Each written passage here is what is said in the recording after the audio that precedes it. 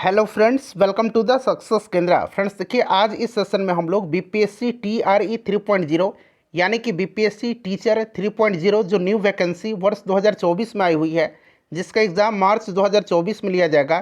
Friends उसमें जो है क्लास 6 to 8 तक के लिए यानी कि कक्षा 6 से 8 के लिए सामाजिक विज्ञान में सोशल साइंस के लिए यहाँ पर आप देख सकते हैं प्लेटफॉर्म का यानी कि रुक्मणी पब्लिकेशन का जो नया प्रैक्टिस बुक आया हुआ है, हम लोग उसको आज कवर करेंगे। हमारा यह सेट नंबर 1 होगा और पूरा फुल लेंथ या प्रैक्टिस सेट है फ्रेंड्स। जिस प्रकार से BPSC TRE 3.0 class 6 to 8 social science में प्रश्न जो पूछे जाते हैं, उसी तरह के प्रश्न जो है न्यू पैटर्न पर आपको आज प्रैक्टिस करवाने वाले हैं। चलिए जल्दी से सेशन को लाइक कर दीजिए फ्रेंड्स, फटाफट लिंक जो है कम से कम एक ग्रुप में इसका शेयर भी कर दीजिए। चलिए सेशन आज का हम लोग स्टार्ट करते हैं। तो फ्रेंड्स जैसे मैंने आपको बताया है कि आज इस सेशन में हम लोग BPSC TRE 3.0 social science class 6 to 8 के लिए प्लेटफॉर्म का रुक्मणी पब्लिकेशन का जो नया प्रैक्टिस बुक आया हुआ है, उसके सेट नंबर 1 को हम लोग कवर करेंगे। यहाँ पर आप देख भी सकते हैं मध्य विद्यालय शिक्षक 6 से 8। और फ्रेंड्स देखिए, यह सोशल साइंस के लिए है, सेट नंबर 1 है। सबसे पहले फ्रेंड्स हम लोग पार्ट 1 में जो लैंग्वेज पेपर है इंग्लिश और हिंदी का, उसको कवर करेंगे। फिर पार्ट 2 का, फिर पार्ट 3 में आपका जो सब्जेक्ट है इसमें हिस्ट्री, ज्योग्राफी और पॉलिटी को हम लोग कवर करने वाले हैं। पूरा फुल लेंथ या प्रैक्टिस सेट होगा। सभी लोग एक बार जल्दी से सेशन को लाइक कर दीजिए। थोड़ा सा मैं जूम कर देता हूँ फ्रेंड्स, ताकि प्रश्न जो है आपको स्पष्ट रूप से दिखाई दे। चलिए देखिएगा, पहला प्रश्न है कि which is a part of a classroom. Which is a part of a classroom. Option में है black board, bench, desk, wall clock, more than, one of the above या नन ऑफ द दीज, यानी कि उपयुक्त में से एक से अधिक, या फिर ऑप्शन ई उपयुक्त में से कोई नहीं। चलिए सभी लोग इसका आंसर कमेंट करिएगा। तो देखिए यहाँ पर option number D right answer हो जाएगा। Black board, bench, desk and wall clock are the part of a classroom. Option number D correct answer हो जाएगा। और सभी लोग अपना अपना स्कोर जरूर कमेंट करके बताइएगा। चलिए दूसरा प्रश्न है कि select the most appropriate option to fill in the blank. प्रश्न पढ़िए, the angles are equal, consequently the sides are. यहाँ पर खाली स्थान में आपको फिल करना है। तो देखिए यहाँ पर जो राइट आंसर हो जाएगा आपका ऑप्शन नंबर ए हो जाएगा, इक्वल हो जाएगा। चलिए नेक्स्ट क्वेश्चन है कि which is the last month of the Indian national calendar year beginning on 22 मार्च। बताएंगे इसका राइट आंसर क्या होगा। तो फ्रेंड्स इसका जो करेक्ट आंसर हो जाएगा वो आपका फाल्गुन हो जाएगा। Option number C right answer हो जाएगा। चलिए उसके बाद देखिएगा कि who was the first chief minister of Bihar. Bihar के पहले मुख्यमंत्री। तो यहाँ पर करेक्ट आंसर हो जाएगा आपका Shri Krishna Singh. Option number C right answer हो जाएगा। और इनको बिहार केसरी के उपनाम से भी जाना जाता है, इसे भी आप ध्यान रखिएगा। चलिए a hand written book is called, one word substitution है। तो a hand written book is called manuscript, यानी कि हस्तलिपि। ऑप्शन नंबर यहाँ पर बी राइट आंसर हो जाएगा। चलिए उसके बाद देखिएगा कि choose the most suitable English translation. तुम स्कूल कब जाते हो, इसका अंग्रेजी में ट्रांसलेशन आपको करना है। तो तुम स्कूल कब जाते हो, when do you go to school, यानी कि ऑप्शन नंबर यहाँ पर सी राइट आंसर इसका हो जाएगा। चलिए उसके बाद देखिएगा नेक्स्ट क्वेश्चन है। और फ्रेंड्स देखिए, बीपीएससी टीआरई जो 2.0 हुआ था वहाँ तक, और 1992 से लेकर के जो पिछली बार बीपीएससी टी हुआ था, जितने भी मॉडर्न हिस्ट्री के, बिहार हिस्ट्री के, पॉलिटी के यानी कि पॉलिटिकल साइंस के, ज्योग्राफी के, साइंस के यानी कि बायोलॉजी, फिजिक्स और केमिस्ट्री, उन सबको मैंने कवर करा दिया है। देखिए 40 जो नंबर का पार्ट 2 होता है, उसके लिए आप साइंस को भी देख सकते हैं, क्योंकि सभी में पूछा जाएगा। साथ ही साथ वहाँ से मॉडर्न हिस्ट्री आपका कवर हो जाएगा, ज्योग्राफी, सब कुछ मैंने कवर कराया हुआ है। सभी का लिंक आपको डिस्क्रिप्शन बॉक्स में मिल जाएगा फ्रेंड्स, ज़रूर देख लीजिएगा। चलिए which of the following is the highest mountain in India. सभी लोग आंसर कमेंट करते चलिएगा। The highest mountain in India is Kanchenjunga. तो यहाँ पर देखिए option number B correct answer हो जाएगा। देखिए मदर्स मदर इज़, बताइए, यानी कि माँ की माँ जो है वो क्या है, तो करेक्ट आंसर हो जाएगा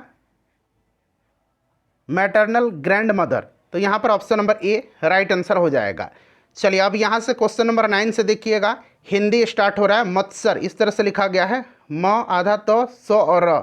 मत्सर शब्द का तद्भव रूप कौन सा है। मत्सर शब्द का तद्भव रूप जो है यहाँ पर मच्छर होगा। तो option number A right answer हो जाएगा।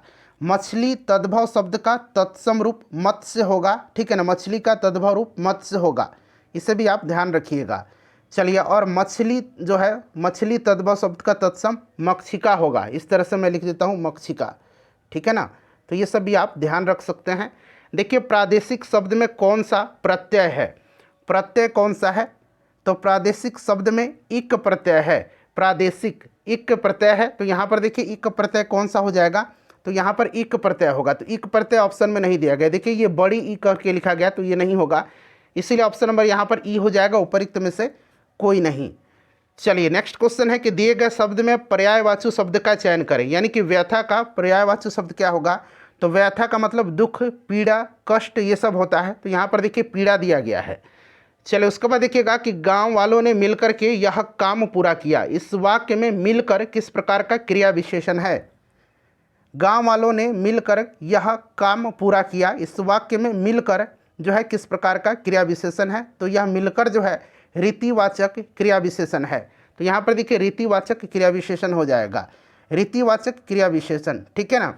चलिए, उसके बाद नेक्स्ट क्वेश्चन कर लेंगे। अगला प्रश्न है कि जिस समास में पूर्व पद अव्यय हो तो वह किस प्रकार का समास कहलाता है।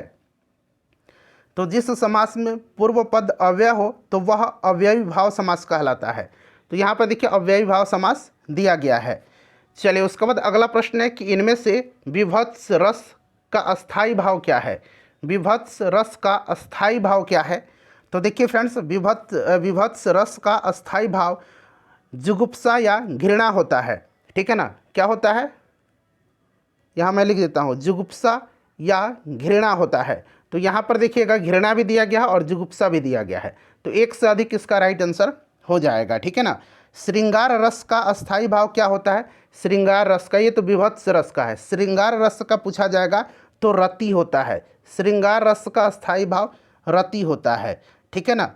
चलिए, रौद्र रस का अस्थायी भाव, रौद्र रस, अगर इस तरह से रौद्र रस का अस्थायी भाव पूछा जाएगा तो फ्रेंड्स क्रोध होता है, और करुण रस का अस्थायी भाव शोक होता है। तो ये सब आप ध्यान रख सकते हैं। चलिए, इनमें से किन वर्णों को व्यंजन कहा जाता है, तो जिनका उच्चारण स्वर के वर्णों की सहायता से किया जा सके उसे व्यंजन वर्ण कहा जाता है।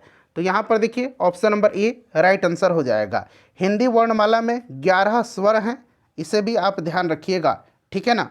चलिए, उसके बाद देखिएगा कि इनमें से कौन सा व्यंजन उष्म व्यंजन है, उष्म व्यंजन कौन सा है। उष्म व्यंजन का उच्चारण घर्षण से उत्पन्न उष्ण वायु से होता है। उष्ण व्यंजनों की संख्या 4 है, तालव्य स, उसके बाद मूर्धन्य स, दंत स और ह। तो यहाँ पर देखिएगा आपका ह और स भी दिया गया है, दंत स, इसीलिए एक से अधिक इसका राइट आंसर हो जाएगा, ठीक है ना। चलिए, उसके बाद देखिएगा कि इनमें से उर्दू के उपसर्ग से बना शब्द कौन सा है, उर्दू के उपसर्ग से।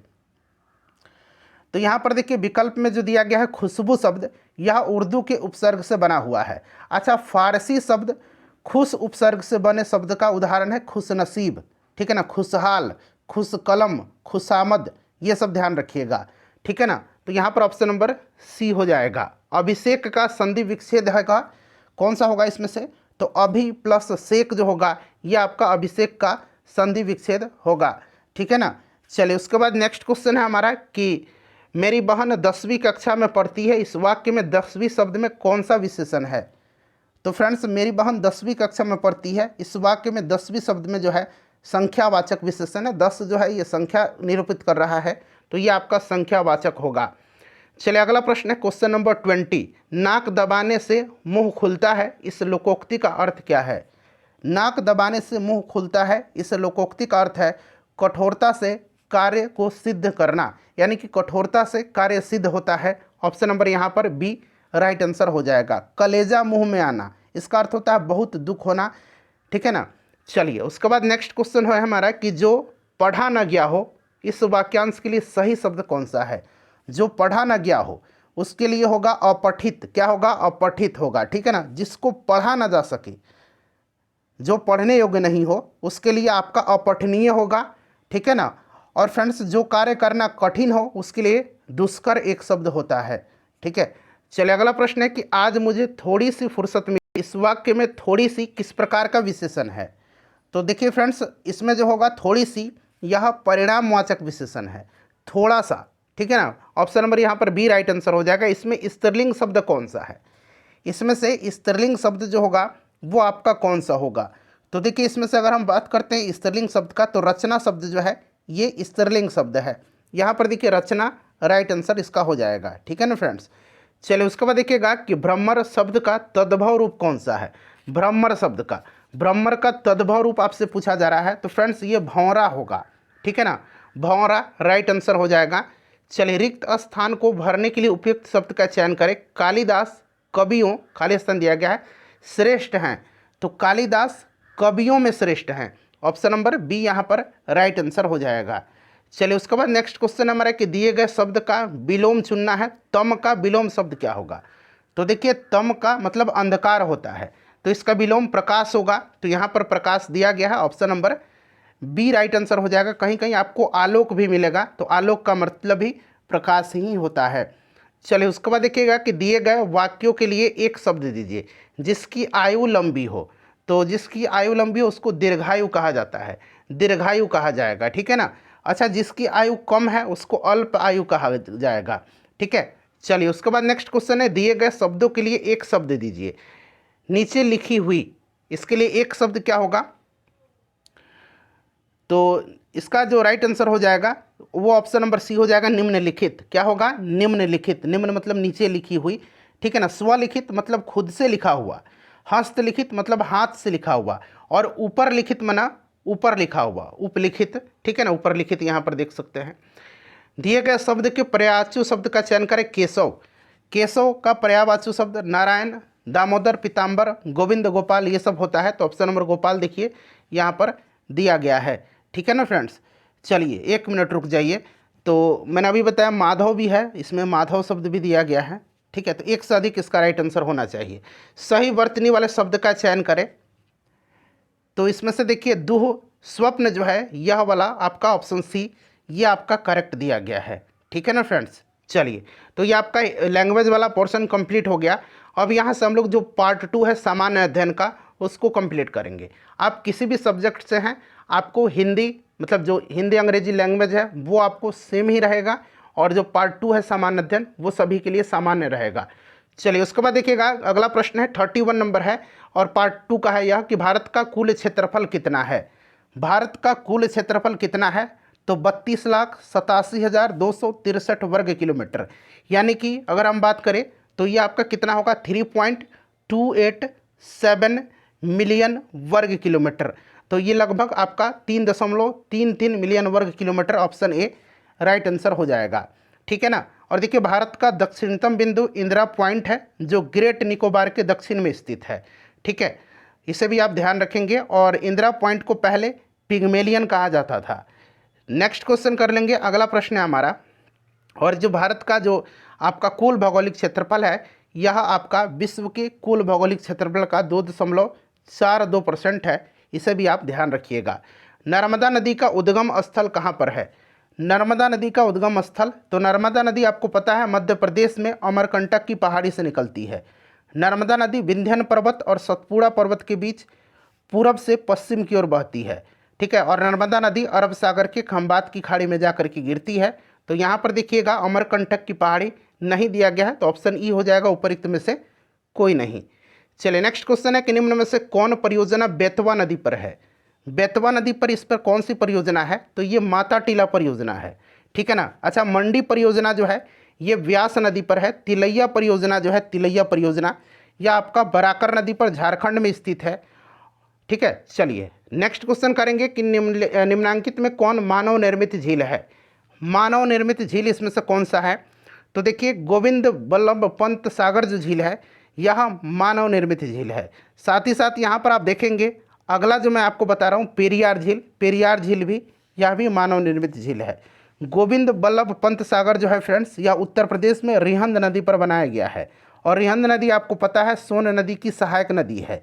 पेरियार झील केरल में है पेरियार नदी पर, यह भी मानव निर्मित ही झील है। तो एक से अधिक राइट आंसर हो जाएगा, एक और दो, तो एक से अधिक इसका करेक्ट आंसर हो जाएगा।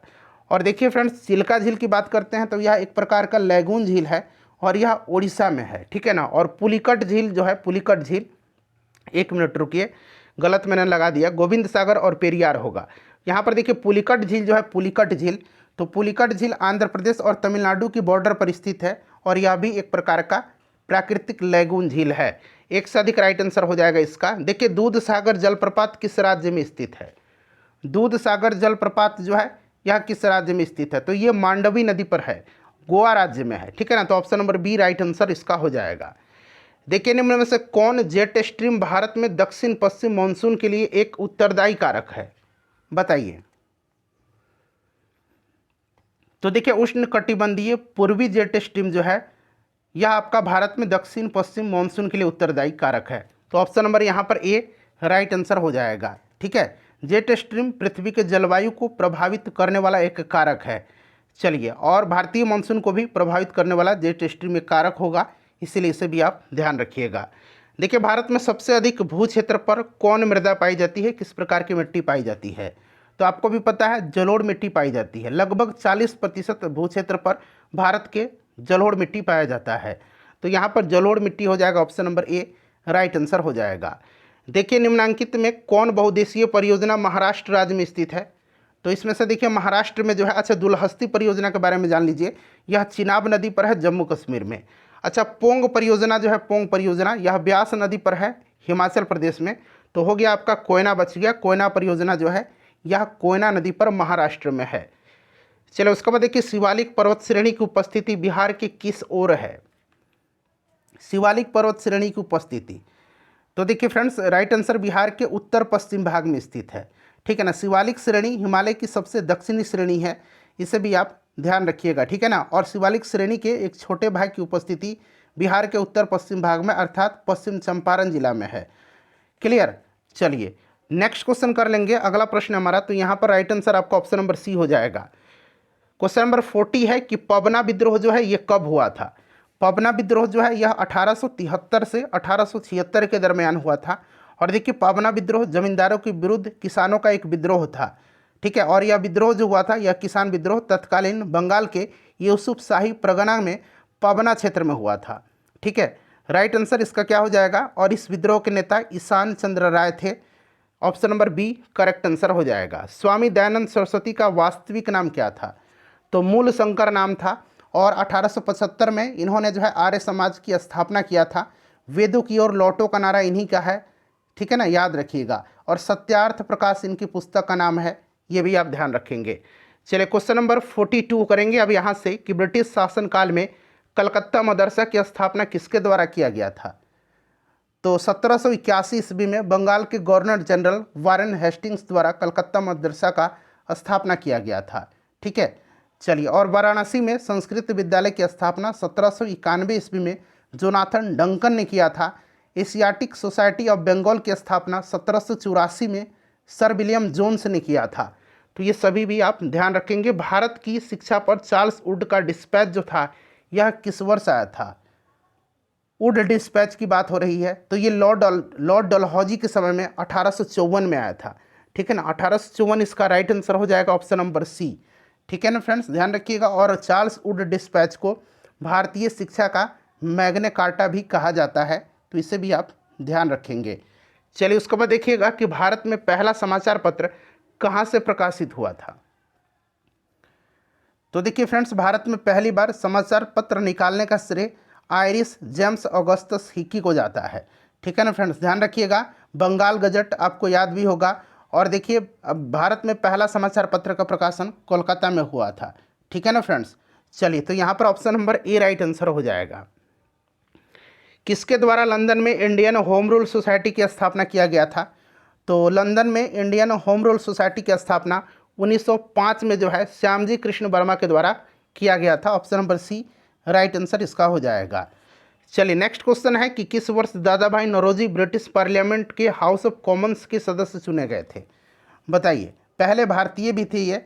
तो फ्रेंड्स ये चुने गए थे 1892 में, ठीक है। लिबरल पार्टी की ओर से या फिन्सबरी सेंट्रल क्षेत्र से ब्रिटिश संसद के हाउस ऑफ कॉमन्स के सदस्य बने थे, ठीक है। और ब्रिटेन के हाउस ऑफ कॉमन्स के लिए चुनाव लड़ने वाले ये प्रथम भारतीय कौन थे? तो व्योमेश चंद्र बनर्जी थे चुनाव लड़ने वाले, और उसमें जीत करके जाने वाले दादा भाई नौरोजी थे। तो यहाँ पर option number C right answer हो जाएगा, मतलब चुने जाने वाले। चलिए उसके बाद देखिएगा, गोपाल कृष्ण गोखले के राजनीतिक गुरु निम्न में से कौन थे? तो आपको भी पता है ये महादेव गोविंद रानाडे थे। और गोपाल कृष्ण गोखले किनके राजनीतिक गुरु हैं? तो ये महात्मा गांधी के राजनीतिक गुरु हैं, ठीक है ना। चलिए नेक्स्ट क्वेश्चन कर लेंगे। अगला प्रश्न है हमारा कि बाल गंगाधर तिलक द्वारा निकाली गई मराठा समाचार पत्र किस भाषा में प्रकाशित की जाती थी? तो मराठा जो था फ्रेंड्स ये आपका अंग्रेजी में था, और केसरी जो प्रकाशित होता था, केसरी होता था मराठा भाषा में, ठीक है ना। तो मतलब मराठी में होता था। चलिए तो ये आप याद रखेंगे। राइट आंसर इसका क्या हो जाएगा? Option number C. चलिए उसके बाद नेक्स्ट क्वेश्चन कर लेंगे कि भारतीय संविधान में भाग 9 ख यानी कि पार्ट 9 बी किस संविधान संशोधन अधिनियम 2011 के अंतर्गत अंतः स्थापित हुआ था? बताइए राइट आंसर क्या हो जाएगा?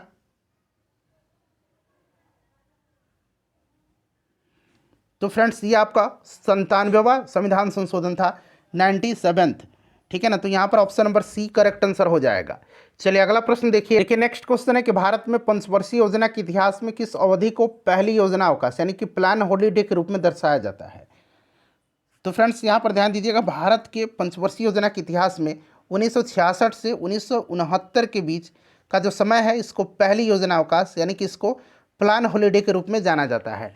तो आपकी अभी मैंने आपको बताया था 1966 से 1969, तो ऑप्शन में तो है ही नहीं, इसीलिए ऑप्शन नंबर ई हो जाएगा, उपरोक्त में से कोई नहीं।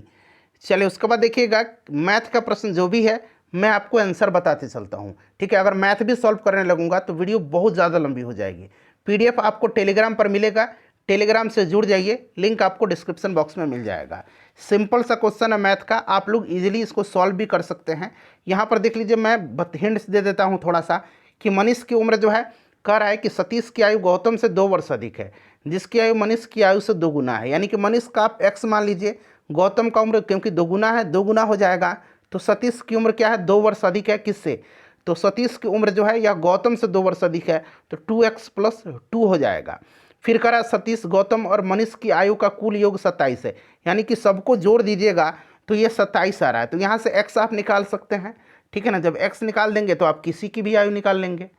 चलिए मैं यहाँ पर मैं आंसर बता देता हूँ मैथ वाला, यहाँ पर 10 हो जाएगा इसका राइट आंसर, ठीक है ना फ्रेंड्स। चलिए उसके बाद देख लीजिएगा 52 का जो करेक्ट आंसर हो जाएगा वो आपका ऑप्शन नंबर सी हो जाएगा। 53 में भी मैथ का ही प्रश्न है, तो 53 का जो राइट आंसर होगा ये आपका 18 हो जाएगा। 54 का देख लीजिए, 54 का जो राइट आंसर होगा फ्रेंड्स वो आपका कितना हो जाएगा? ऑप्शन नंबर सी हो जाएगा, ठीक है ना। ऑप्शन नंबर सी में 100 दिया गया है। 55 का जो राइट आंसर होगा वो आपका ऑप्शन नंबर बी हो जाएगा, 20:23 हो जाएगा। देखिए उस विकल्प का चयन करें जो सही रूप से रिक्त स्थानों की पूर्ति करने हेतु श्रृंखला को पूरा करता है। तो इसमें से आपका 607 हो जाएगा, ऑप्शन नंबर सी, ठीक है ना फ्रेंड्स। चलिए 57 का देख लीजिएगा, 57 का राइट आंसर भी ऑप्शन नंबर सी हो जाएगा। 58 का करेक्ट आंसर यहाँ पर ऑप्शन नंबर ए हो जाएगा, 26/3%। चलिए उसके बाद देखिएगा साइंस का प्रश्न आ गया, आधुनिक आवर्त सारणी के अनुसार निम्न में से किस तत्व का परमाणु क्रमांक 30 है? यानी कि एटॉमिक नंबर किसका 30 है? तो एटॉमिक नंबर जो 30 है फ्रेंड्स यह आपका किसका है? जिंक का है। जिंक जो है ऑप्शन में नहीं दिया गया है, इसीलिए जिंक जो है ऑप्शन में नहीं, ऑप्शन नंबर ई हो जाएगा, ठीक है। चलिए यहाँ पर देखिए कोबाल्ट का 27 दिया गया है, निकल का 28 होता है, और यहाँ पर देखिएगा कॉपर का 29 होता है। चलिए केल्विन पैमाने पर लिए गए ताप को सेल्सियस पैमाने पर बदलने के लिए आपको दिए गए ताप में क्या करना होगा? तो केल्विन पैमाने पर लिए गए ताप को सेल्सियस पैमाने में चेंज करने के लिए उसमें जो है 273 घटाना होगा, ठीक है ना। तो यहाँ पर 273 घटाना होगा, ऑप्शन नंबर यहाँ पर सी राइट आंसर हो जाएगा, क्योंकि K = क्या होता है केल्विन में? 273 प्लस यहाँ पर C होगा, तो आपको यहाँ पर घटाना होगा ना, जब सेल्सियस में जाएंगे तो ये आपको घटाना होगा, ठीक है ना फ्रेंड्स। तो ऑप्शन नंबर यहाँ पर सी राइट आंसर हो जाएगा। चलिए मानव शरीर का कौन सा अंग रक्त शर्करा की मात्रा को नियंत्रित करता है? सिंपल सा क्वेश्चन है, यह आपका अग्नाशय है, पैनक्रियाज है। और आपको याद भी होगा अग्नाशय जो है यह अंतःस्रावी और बहिस्रावी दोनों प्रकार की ग्लैंड है, दोनों प्रकार की ग्रंथि है, ठीक है, ध्यान रखिएगा फ्रेंड्स। और इसकी जो लैंगरहैंस की दीपिका है वहाँ के जो बीटा सेल है वहीं से इंसुलिन स्रावित होता है। चलिए उसके बाद देखिएगा कि प्रोपेन का रासायनिक सूत्र कौन सा है। मीथेन का CH4 होता है, आपको पता है। एथेन का C2H6 होता है। प्रोपेन का क्या हो जाएगा, C3H8 हो जाएगा। उसी प्रकार से ब्यूटेन का पूछेगा तो C4H10 हो जाएगा। तो यहाँ पर देखिए C3H8 हो जाएगा, ऑप्शन नंबर बी हाइड्रोकार्बन है ये। चलिए उसके बाद देखिएगा 63 नंबर क्वेश्चन है कि निम्न में से कौन से संकेतक का उपयोग अम्लीय और उदासीन विलयनों के बीच फर्क करने के लिए नहीं किया जा सकता है। तो फ्रेंड्स ये ऑप्शन नंबर सी हो जाएगा। कौन सा, तो फिनोल्फिलेथिन, ठीक है ना। ऑप्शन नंबर यहाँ पर सी राइट आंसर इसका हो जाएगा। चलिए आपको पता है कि पीएच मान जो 7 होता है तो विलयन उदासीन होता है, 7 से अधिक है तो क्षारीय होता है, और 7 से कम है तो अम्लीय होता है। और फ्रेंड्स याद रखिएगा शुद्ध जल का पीएच 7 होता है, खाने वाला जो नमक है उसका भी पीएच मान 7 ही होता है। चलिए विषुवत रेखा क्षेत्र के सघन वन लाभदायक हैं। तो विषुवत रेखा जो क्षेत्र के सघन वन है वो इमारती लकड़ी के लिए लाभदायक हैं। इमारती लकड़ी के लिए, तो इमारती लकड़ी तो दिया ही नहीं गया है, तो ऑप्शन नंबर ई हो जाएगा उपयुक्त में से कोई नहीं। चलिए उसके बाद नेक्स्ट क्वेश्चन है कि कोई पिंड विराम से चलना शुरू हुआ, मतलब शुरू करता है, और इसका विस्थापन डैश के समानुपातिक तब होगा जब इसका त्वरण स्थित हो। तो कोई पिंड विराम से चलना शुरू करता है तो इसका विस्थापन शुरू किए गए जो समय है उसके समानुपातिक तब होता है जब त्वरण स्थिर हो। तो यहाँ पर देखिएगा शुरू किए गए समय, ऑप्शन नंबर यहाँ पर बी करेक्ट आंसर हो जाएगा। चलिए उसके बाद नेक्स्ट क्वेश्चन हमारा कि निम्नलिखित में से किस उत्तक में मृत कोशिकाएं होती हैं। ये प्रश्न बड़ा पूछा जाता है। तो मृत कोशिकाएं जो होती है ये एस्क्लेरेन्काइमा में होती है। एस्क्लेरेन्काइमा के उत्तक में मृत कोशिकाएं होती हैं, ठीक है ना, याद रखिएगा, जिसको कि हम लोग दृढ़ उत्तक कहते हैं। चलिए और राइट आंसर इसका क्या हो जाएगा, तो यहाँ पर ऑप्शन नंबर ए हो जाएगा एस्क्लेरेन्काइमा, ठीक है ना फ्रेंड्स। चलिए और देखिए यहाँ पर आपका अगर हम बात करते हैं एस्क्लेरेन्काइमा की, तो देखिए एस्क्लेरेन्काइमा जो होता है ना, ये इसको हम लोग दृढ़ उत्तक कहते हैं। इसकी कोशिकाएं मृत, लंबी, संकरित तथा दोनों सिरों पर नुकीली होती है। इस चीज़ को भी आप ध्यान रखिएगा। और यहाँ पर देखिए पेरेन्काइमा दिया गया है, पेरेन्काइमा जीवित है, ठीक है ना, पेरेन्काइमा जीवित है। चलिए उसके बाद नेक्स्ट क्वेश्चन कर लेंगे। अगला प्रश्न है कि 3 क्रमागत बट्टा दिया गया 30, 20 और 5%, समतुल्य बट्टा क्या होगा। सिंपल सा क्वेश्चन है, मैं फटाफट आंसर बता देता हूँ इसका 46.80%। चलिए इसका वैल्यू आपको निकालना है। वैल्यू इसका कितना आएगा निकल के, तो फ्रेंड्स इसका वैल्यू आएगा आपका 2 आ जाएगा, ठीक है ना। चलिए उसके बाद देखिएगा कि एक व्यक्ति को, ये मैथ का ही प्रश्न है, आंसर मैं आपको बता देता हूँ। आंसर आपका हो जाएगा इसका 256 रुपया। चलिए उसके बाद देखिएगा कि किरण बालियान ने एशियाई खेलों में 2023 में 72 वर्षों के बाद भारत के लिए पहला कांस्य पदक किस खेल में जीता है। नाम क्या है, किरण बालियान, ठीक है ना। किस खेल में जीता है, तो फ्रेंड्स इन्होंने गोला फेंक में जीता है। गोला फेंक राइट आंसर यहाँ पर हो जाएगा। चलिए नेक्स्ट क्वेश्चन करेंगे अब, और यहाँ से अब लोग सब्जेक्ट स्टार्ट हो रहा है सामाजिक विज्ञान का पार्ट 3 में इतिहास, फिर हम लोग भूगोल भी कवर करेंगे और पॉलिटिकल साइंस भी आपको कवर करेंगे। चलिए फ्रेंड्स स्टार्ट करते हैं। देखिए पहला प्रश्न है आपका मतलब 71 नंबर कि किसके परिणाम स्वरूप 5वीं शताब्दी ईस्वी सन में गुप्त साम्राज्य का पतन हुआ था। सभी लोग अपना अपना सब्जेक्ट कॉम्बिनेशन बताइएगा कमेंट करके, ठीक है ना। तो देखिए हुन आक्रमण के परिणाम स्वरूप 5वीं शताब्दी ईस्वी सन में गुप्त साम्राज्य का पतन हुआ था, और हुनों का भारत पर आक्रमण गुप्त सम्राट स्कंदगुप्त के शासनकाल में ही शुरू हुआ था, और स्कंदगुप्त के हाथों हुन जो थे बुरी तरह परास्त भी हुए थे, ठीक है ना। और गुप्त साम्राज्य के पतन के और भी कई कारण हैं, जैसे कि प्रशासन का सामंतीय ढांचा, उसके बाद अयोग्य उत्तराधिकारी बाद में होने लगे, क्षेत्रीय शक्तियों का उत्थान होने लगा, आंतरिक गुटबाजी होने लगी, और उनकी जो अर्थव्यवस्था थी, आर्थिक स्थिति थी, ये कमज़ोर थी। तो ये कई कारण हैं, लेकिन यहाँ से हुन आक्रमण होगा ऑप्शन के हिसाब से।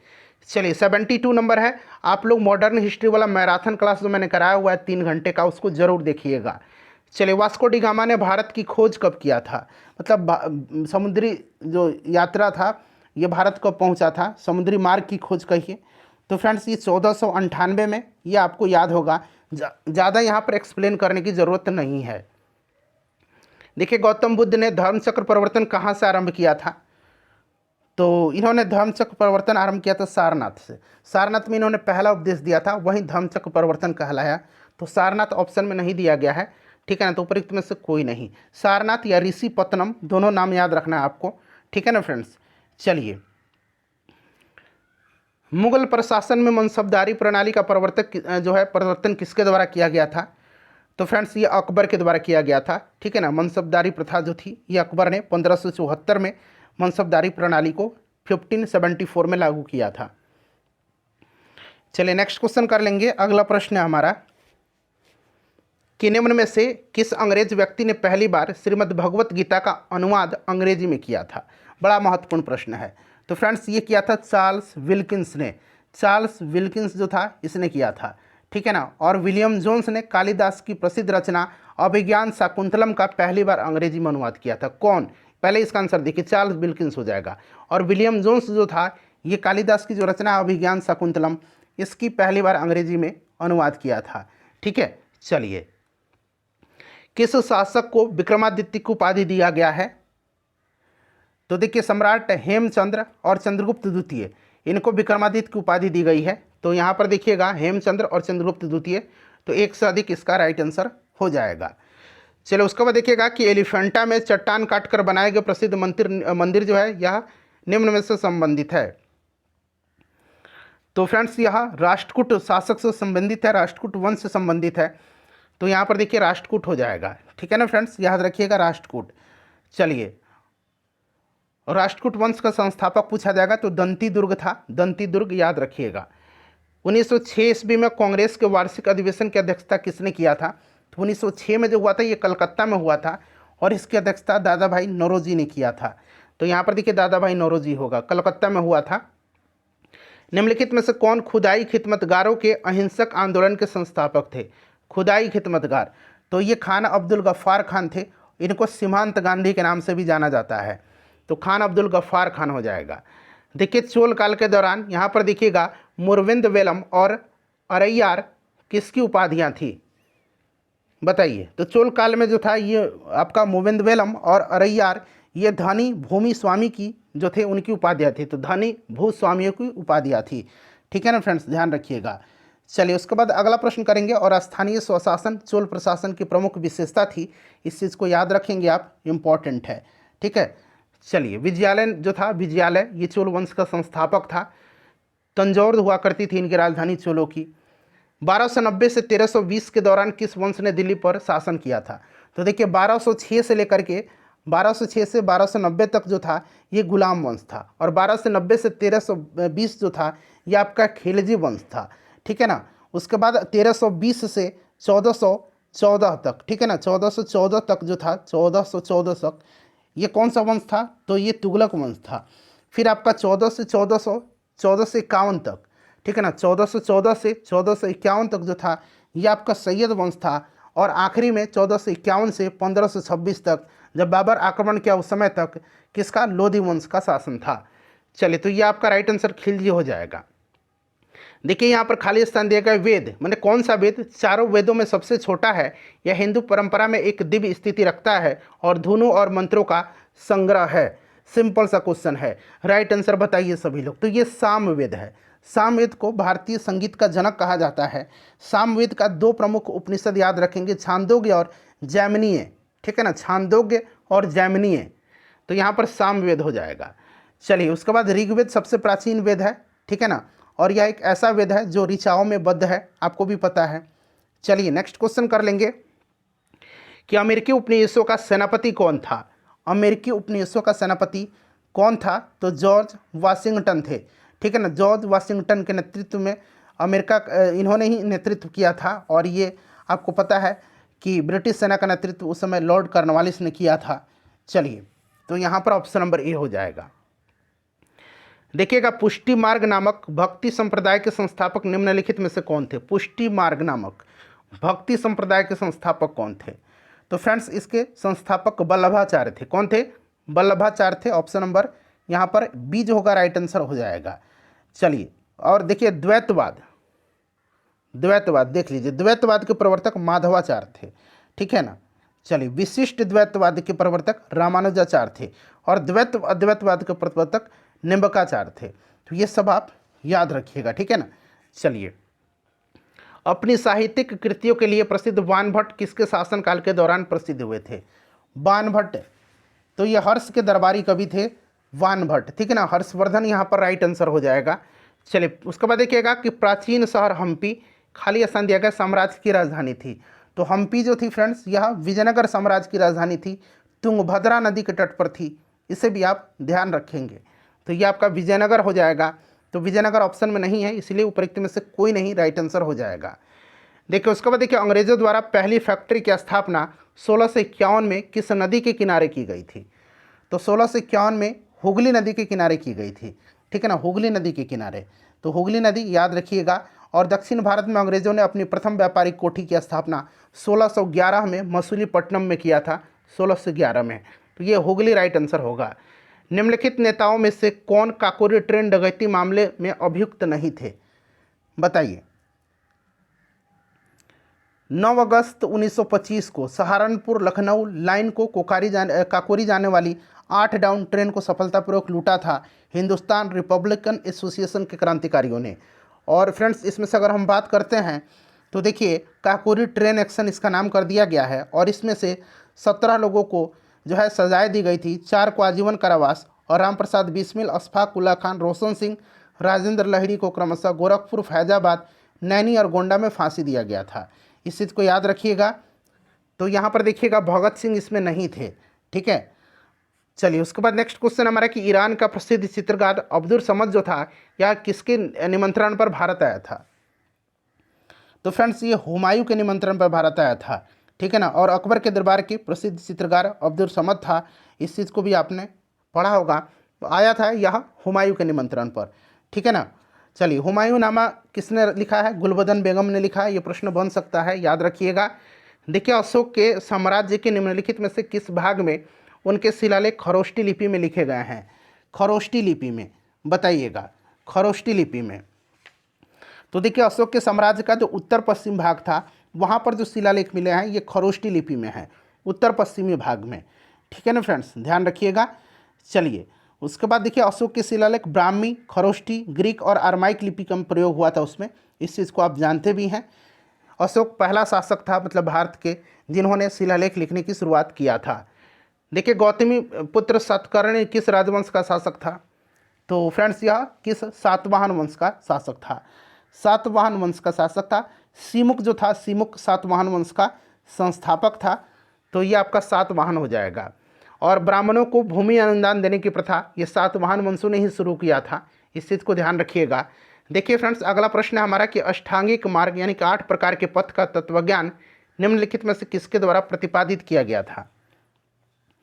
तो फ्रेंड्स ये गौतम बुद्ध के द्वारा प्रतिपादित किया गया था, ये आपको भी याद होगा, गौतम बुद्ध राइट आंसर हो जाएगा। देखिए सिद्धांत शिरोमणि नामक प्राचीन ग्रंथ निम्नलिखित में से किसने लिखा है? तो फ्रेंड्स इसको लिखा है भास्कराचार्य ने। गणित की पुस्तक लीलावती के लेखक कौन है? भास्कराचार्य द्वितीय हैं, इसे भी आप ध्यान रखेंगे, ठीक है ना। चलिए तो यहाँ पर राइट आंसर आपका हो जाएगा भास्कराचार्य। उसके बाद देखिएगा कि सवाई जयसिंह के सरपरस्ती में निम्नलिखित में से किस शहर में खगोलीय वेधशाला का निर्माण किया गया था? तो वाराणसी शहर में किया गया था। तो यहाँ पर देखिए वाराणसी राइट आंसर इसका हो जाएगा, वाराणसी दिया गया है। सवाई जयसिंह द्वितीय ने 5 जंतर मंतर का निर्माण करवाया था जो कि मथुरा, उज्जैन, वाराणसी, दिल्ली और जयपुर में है। जयपुर का जंतर मंतर इसमें से सबसे अधिक महत्वपूर्ण माना जाता है, तो यहाँ पर वाराणसी इसका राइट आंसर होगा। चलिए अगला प्रश्न है हमारा कि धर्मचक्र प्रवर्तन नामक बौद्ध आयोजन निम्नलिखित में से किस स्थान पर किया गया था? तो फ्रेंड्स इसका आयोजन सारनाथ पर हुआ था, सारनाथ में, ठीक है ना। Option number C right answer हो जाएगा, सारनाथ पर। चलिए उसके बाद नेक्स्ट क्वेश्चन कर लेंगे कि अबुल फजल द्वारा लिखा गया अकबरनामा कितनी पुस्तकों में विभाजित है? 3 भागों में विभाजित है। अकबरनामा को 3 भाग में बांटा गया है। पहला भाग अमीर तैमूर से लेकर के हुमायूं तक के मुगल कालों का इतिहास का वर्णन करता है। दूसरा और तीसरे भाग में 1602 तक के बादशाह अकबर के इतिहास को दिया गया है। अकबरनामा का तीसरा भाग आईन अकबरी है। आईन अकबरी के लेखक अबुल फजल हैं, इसी का भाग है ना अकबरनामा का। इसमें मुगल प्रशासन का डाटा को संग्रहित किया गया है, ठीक है। और ध्यान रखेंगे तो ये आपका 3 हो जाएगा। चलिए सुल्तानगंज बिहार में भागलपुर के निकट में खोजी गई गौतम बुद्ध की विशाल प्रतिमा को किस काल की प्रतिमा मानी गई है? तो फ्रेंड्स यह गुप्त काल की प्रतिमा मानी गई है। चलिए उसके बाद नेक्स्ट क्वेश्चन है कि ब्रिटिश ईस्ट इंडिया कंपनी का भारत से व्यापार करने का एकाधिकार निम्नलिखित में से किस वर्ष में एक कानून के द्वारा समाप्त कर दिया गया? तो फ्रेंड्स ये एकाधिकार जो था यह 1813 में एक कानून के द्वारा समाप्त किया गया था। 1813 यहाँ पर राइट आंसर हो जाएगा 1813।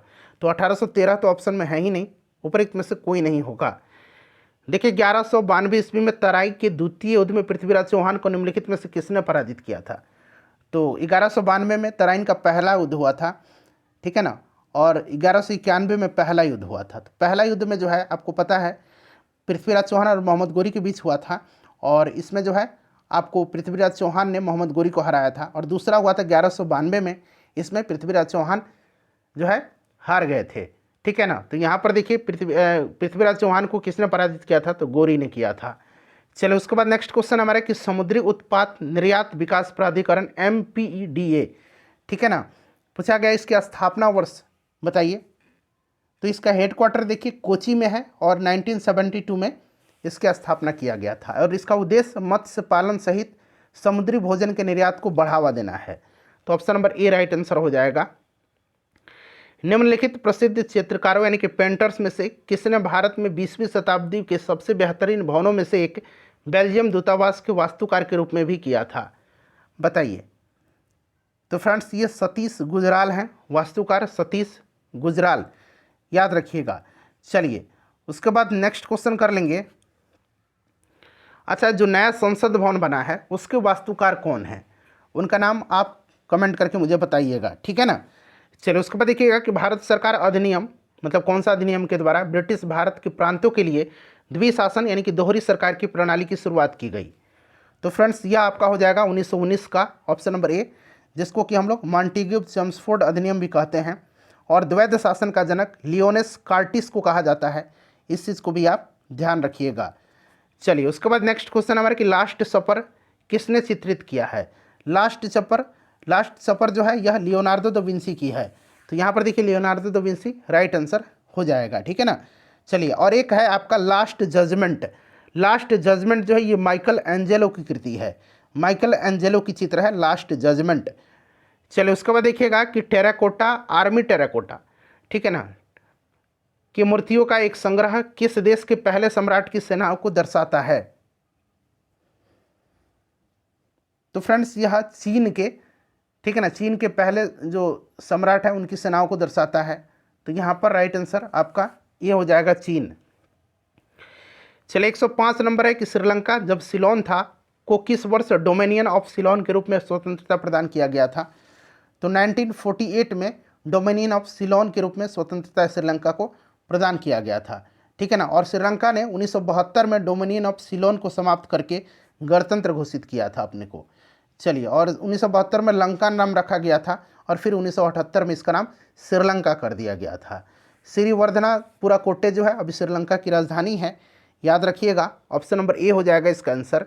देखिए किस नेता ने ऑर्थोडॉक्स क्रिश्चियनिटी को रूस के आधिकारिक धर्म के रूप में अपनाया?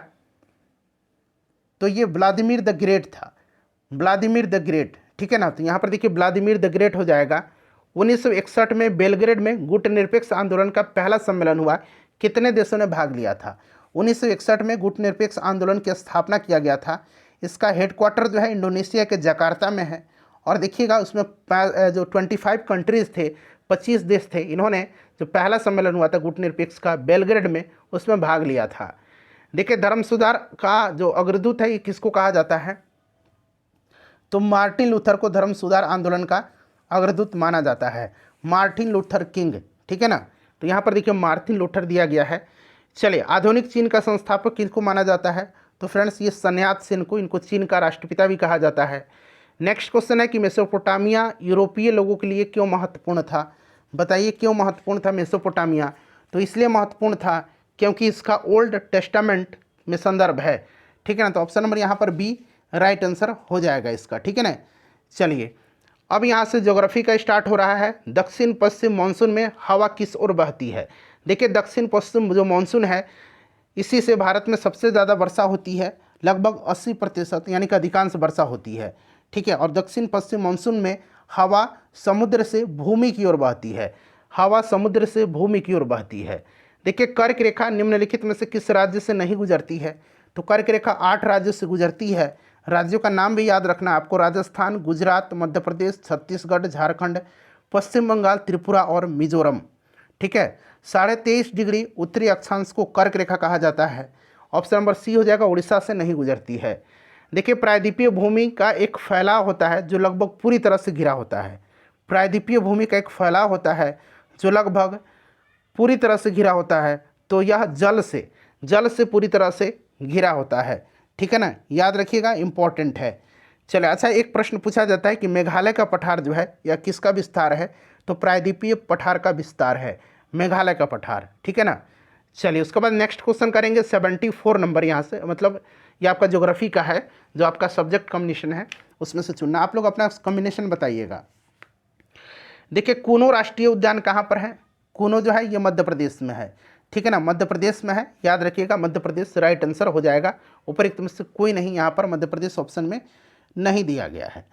चलिए, उसके बाद नेक्स्ट क्वेश्चन कर लेंगे। अगला प्रश्न है कि अरुणाचल प्रदेश में ब्रह्मपुत्र नदी को किस नाम से जाना जाता है? तो अरुणाचल प्रदेश में ब्रह्मपुत्र नदी को दिहांग नाम से जाना जाता है। ब्रह्मपुत्र नदी को तिब्बत में सांगपो कहा जाता है। ठीक है ना, और असम में इसको ब्रह्मपुत्र के नाम से जाना जाता है। बांग्लादेश में इसको जमुना के नाम से जाना जाता है। तो सब याद रखिएगा। तो यहाँ पर राइट आंसर इसका अरुणाचल में किस नाम से? दिहांग नाम से जाना जाता है। चलिए, उसके बाद देखिएगा कि कौन सा जल निकाय भारत को पश्चिम दिशा में घेरता है? पश्चिम दिशा में जो है अरब सागर है।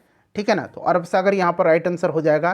पूरब में बंगाल की खाड़ी है, आप कई बार पढ़ते भी हैं। चलिए, उसके बाद नेक्स्ट क्वेश्चन करिएगा कि ग्रीष्म ऋतु स्थानीय तूफानों का मौसम होता है जिसमें तीव्र हवाओं के साथ गरज वाली मूसलाधार वर्षा भी होती है। इसके साथ प्रायः हिमवृष्टि भी होती है। पश्चिम बंगाल में इन तूफानों को किस रूप में जाना जाता है? तो पश्चिम बंगाल में इसको कहा जाता है काल वैसाखी। क्या कहा जाता है? इसको काल वैसाखी के नाम से जाना जाता है। ठीक है, और चाय, पटसन, चावल के लिए ये पवनें अच्छी होती हैं। और असम में इन तूफानों को क्या कहा जाता है? तो बोरदोलोई छीला कहा जाता है, बोरदोई छीला। ठीक है ना, इसको बोरदोई छीला कहा जाता है असम में, ये भी ध्यान रखिएगा। तो यहाँ पर देखिए काल बैसाखी राइट आंसर हो जाएगा। कर्नाटक में इसको चेरी ब्लॉसम या फिर कॉफ़ी वर्षा कहा जाता है।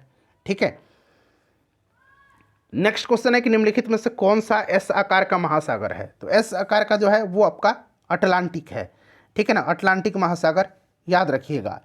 चलिए, अटलांटिक महासागर जो है ध्यान रखिएगा, करेक्ट आंसर इसका हो जाएगा।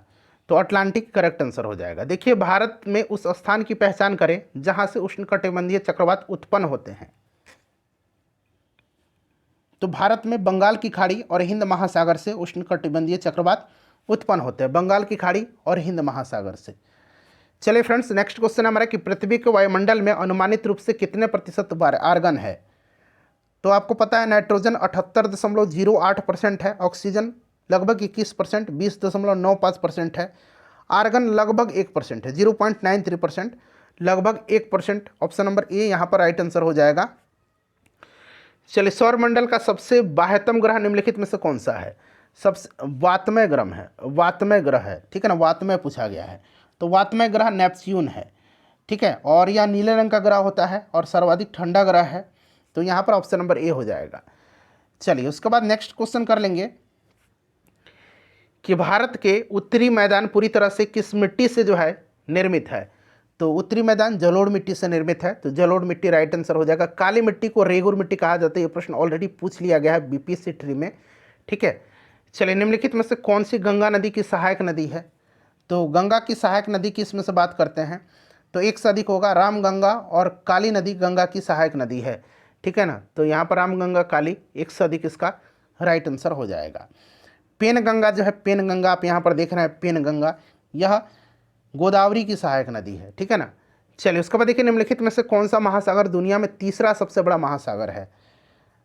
तो आपका इसमें से अगर हम बात करें तो हिंद महासागर, प्रशांत महासागर, अटलांटिक महासागर। एक मिनट रुकिए, हिंद महासागर पहले इसका आंसर मैं बता देता हूँ।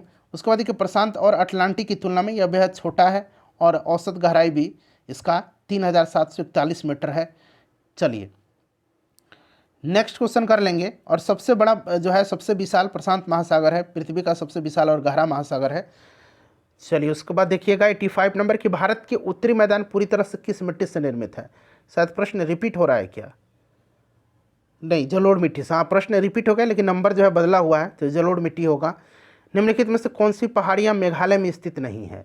तो मेघालय में इसमें से देखिएगा, तो मेघालय में कौन कौन सी पहाड़ी हैं, तो देखिए मेघालय में जो है फ्रेंड्स आपका गारो, खासी, जयंतिया मेघालय के पठार के निवास करने वाली प्रमुख जनजातियाँ भी हैं। और यहाँ पर आपका जावड़ी जो होगा ना, जावड़ी ये मेघालय में स्थित नहीं है। जावड़ी पहाड़ी की श्रेणी पूर्वी घाट की बड़ी श्रेणियों में से एक है और यह उत्तरी तमिलनाडु राज्य में स्थित है। बाकी गारो, खासी, जयंती की पहाड़ियाँ यह हैं मेघालय में। देखिए गोदावरी बेसिन का सबसे बड़ा जल ग्रहण क्षेत्र निम्नलिखित में से किस राज्य में है, तो फ्रेंड्स ये महाराष्ट्र राज्य में है, ठीक है ना। गोदावरी का महाराष्ट्र में है, तो ध्यान रखिएगा। और गोदावरी को दक्षिणी गंगा या वृद्ध गंगा के नाम से भी जाना जाता है, तो यहाँ पर महाराष्ट्र हो जाएगा। महेंद्रगिरी एक खाली स्थान दिया गया कि ऊंची चोटी है, तो महेंद्रगिरी जो है यह किसकी ऊंची चोटी है, तो यह पूर्वी घाट की है। पूर्वी घाट ऑप्शन में दिख रहा है, नहीं दिख रहा, ऑप्शन नंबर ई उपरोक्त में से कोई नहीं, राइट आंसर इसका हो जाएगा। चलिए उसके बाद नेक्स्ट क्वेश्चन है कि दक्कन के पठार का त्रिकोणीय आकार का पठार है, ठीक है ना, एक त्रिकोणीय आकार का पठार है दक्कन का पठार, और उत्तर में खाली स्थान दिया गया पर्वत श्रेणी से घिरा है,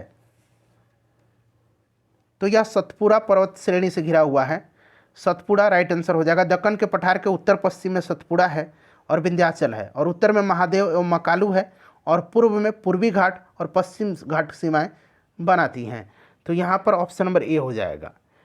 देखिए एलएसी यानी कि वास्तविक नियंत्रण रेखा भारत और किस देश के बीच प्रभावी सीमा है, तो भारत और चीन के बीच में है। चलिए उसके बाद देखिए निम्नलिखित प्रदेशों में से किसमें जनसंख्या घनत्व द्वितीय सर्वाधिक है, द्वितीय सर्वाधिक, तो देखिए अगर हम बात करते हैं तो यूरोप जनसंख्या घनत्व वाला दूसरा सबसे बड़ा महादेश है, ठीक है ना, तो यहाँ पर राइट आंसर आपका ऑप्शन नंबर सी हो जाएगा, यूरोप हो जाएगा। सर्वाधिक घनत्व वाला महादेश एशिया है, ठीक है ना।